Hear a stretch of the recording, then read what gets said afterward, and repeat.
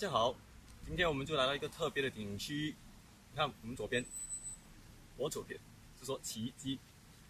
其实我的国语没有这么好啦，所以可能读错了。不过如果没有错的话，奇迹就是我们英文说的 miracle。Hello guys, you might be wondering why am I speaking Mandarin at this moment, and this program is usually in English. But we're in Taitung, and that's the reason why I'm speaking Mandarin, because this is the country that speaks Mandarin.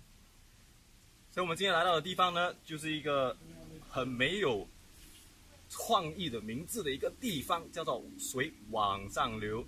So today we are here at a place that's called water flowing upwards. Yeah, no creativity at all. So I'm not too sure whether you can see this water right here.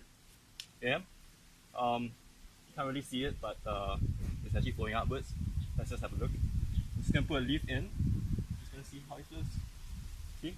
It's going against the gravity. 哦，相机倒了。我是说呢，这边的水是逆流的，我放这个叶子进去，你看到那个水是逆流的哦。这好有趣哦。好了，今天就到这边。